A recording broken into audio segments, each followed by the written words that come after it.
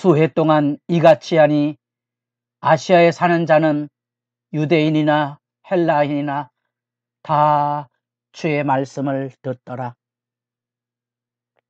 새벽을 깨우는 거룩한 기도자 여러분, 주의 말씀에 붙잡혀 살아가는 하나님의 영광이 여러분들을 통하여 나타날 복음 전도와 복음의 영광의 교제의 아름다움으로 여러분의 기도가 힘있기를 소망합니다.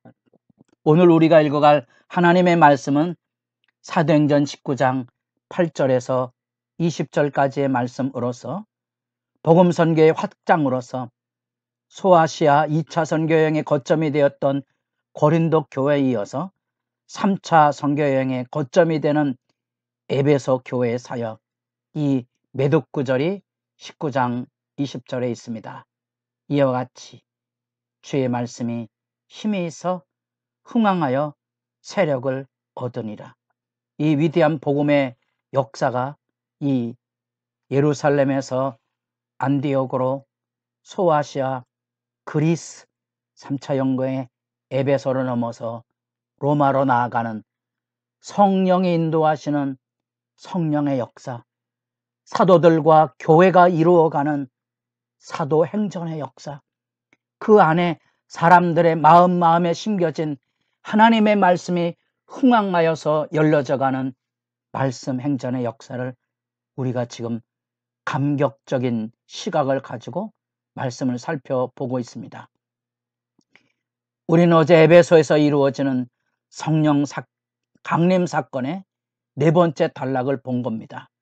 학자들 간의 논쟁이 있기도 하고 오늘날 우리들에게 많은 성도들이 기본적인 이 성령의 부으심 사건, 흔히 말하고는 성령 세례라는 별명이 붙여져 있는 이 사건을 마치 우리가 성령 충만에 불 받는 것으로 오해하는데, 자주 얘기하지만 성령의 충만은 우리가 주의 말씀을 듣고 구원받아 성령 안에 새 사람이 되었은즉 우리가 그 말씀을 따라 살아가면 반복되이 성령의 충만으로 변화되어 성숙, 진보, 그리스도의 장성한 분량에까지 이르는 실천적인 삶의 변화가 성령의 충만입니다. 부흥의 세대에 성령 받으라 이러는 굉장히 성령에 대한 오해이고요. 그 성령의 기본적인 충만의 개념 위에 성령 부으심이 있다는 것도 우리가 간과해서는 아니 될 겁니다. 왜냐하면 이 같은 역사는 여기 사도행전만 있는 게 아니고 교회 역사 안에, 우리 한국 교회 안에도 부흥운동이 일어나고 미국 교회도 마찬가지로 우리가 1907년 평양 대부흥운동이 일어날 때 그런 위대한 역사들이 지금도 우리에게 예수님을 통하여서 이루어지는, 방언이나 예언이 꼭 수반되는 규칙이 아니고 패턴이 아니고 다양하게 가장 중요한 공동의 기반은 하늘의 큰 기쁨입니다. 말할 수 없는 기쁨에 압도되는 경험, 성령의 강림, 부으심, 성령의 세례, 성령 인침, 이런 개념들을 우리가 잘 포용하고 있어야 될 것입니다. 이 성령의 강림 사건이 이루어지고 바울의 석 달 동안의 담대한 하나님 나라의 강론이 이루어지게 됩니다.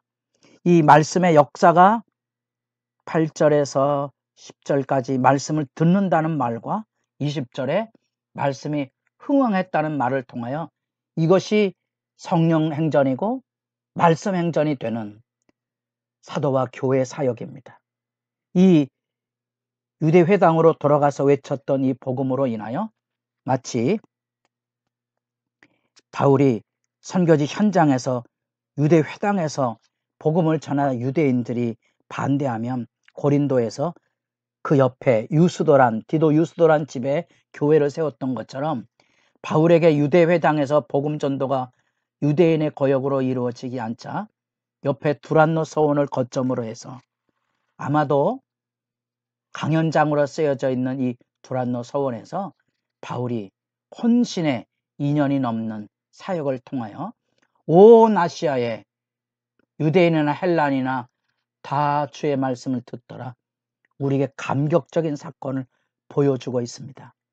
일부 자료들에 의하면 바울이 이 두란노 서원의 이 강연장을 낮 시간에, 흔히 무더위가 있어서 낮잠을 자는 휴식 시간인 낮 시간에 한적한 상황을 이용해서 복음 전도하고, 나머지는 그가 가지고는 기술을 가지고 천막 깁는 그런 일 가지고 일을 했던 것으로 추론해보는 사본학적인 증거들이 있습니다.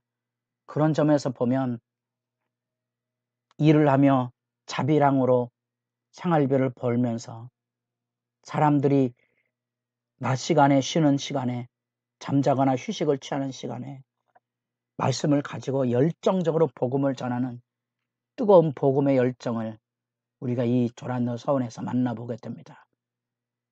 오늘날에는 그렇게 복음의 말씀에 열정을 가진 사람도 한낮에 잠을 줄여가면서 말씀을 듣고자 하는 성도들도 없는 안타까운 세대를 두란노 서원이라는 이름 앞에 우리가 만나보고 하나님 앞에 한없이 울부짖는 낮아짐을 우리가 만나보게 됩니다.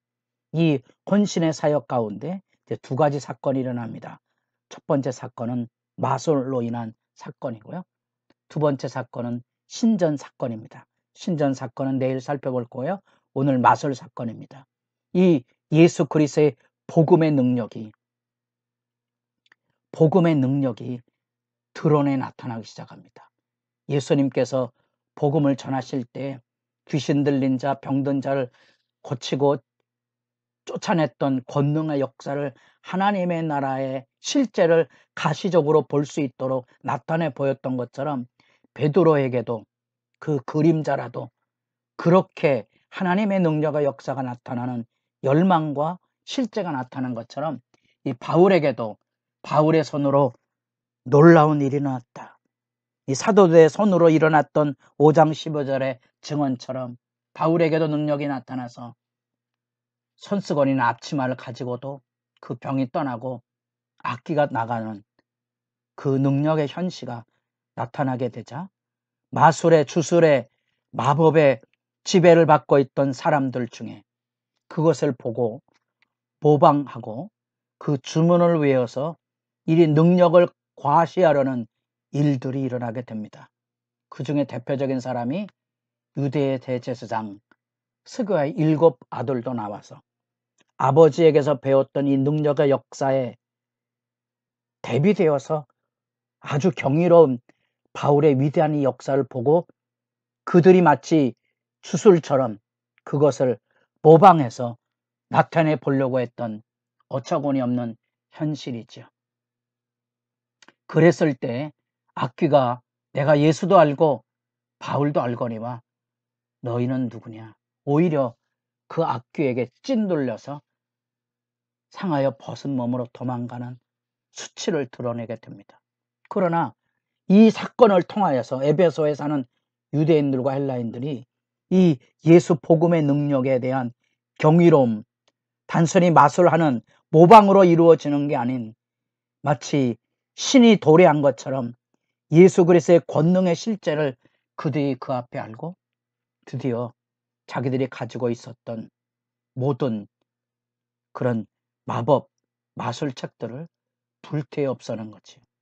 그들에게 있어서 마술 마법 책들은 생계수단일 뿐만 아니라 그것은 굉장히 고가의 중요한 그들에게서 힘이 되고 있는 신앙의 대상 아닙니까? 그것을 가지고 와서 불사르게 되는데 찻값을 계산한 즉 은 5만이나 되더라. 이 은으로 계산하면 일반적으로 한 드라마크마로 상응하는 학자들이 많은데 그렇다면 5만 명의 임금이나 되는 그 고가의 이 마술 마법책들을 불살라냈다는 거지요. 위대한 믿음의 변화 아닙니까? 이전에 전도 폭발 전도 훈련을 받을 때 뭐 수천만 원 되는 병풍을 예수 믿고 하나님 앞에 그것을 걷어내므로 전도팀에게 그것을 기증한 사건을 본 적이 있습니다. 우리에게 복음의 위대한 변화가 이처럼의 놀라운 실천적인 삶의 변화, 마법이나 마술이 아닌 예수 복음으로 살아가는 이 놀라운 역사의 변화를 우리가 떨리는 심령을 가지고 바울의 에베소의 2년이 넘는 사역에 혼신을 다한 삶, 두란노 그 낮 시간에 남들이 쉬는 시간에 복음을 증거하고 복음을 배웠던 위대한 부흥운동의 열정을 우리도 다시 간절한 마음으로 사모하게 되고 킹덤 오브 갓 하나님의 나라의 담대한 증언 그 놀라운 역사를 우리가 이 말씀 앞에 엎드려질 수밖에 없는 거죠. 특별히 에베소는 바울이 꿈꿨던 2차 선교여행에 꿈꿨던 아시아 전도 여행을 그때는 성령께서 다른 길로 인도하셨지만 이렇게 하나님은 한 사람이 가지고 온 비전도 소중히 여겨서 3차 선교여행이나 바울의 선교사에 꽃이 피도록 이루어지는 역사가 나타나는 것을 보게 됩니다.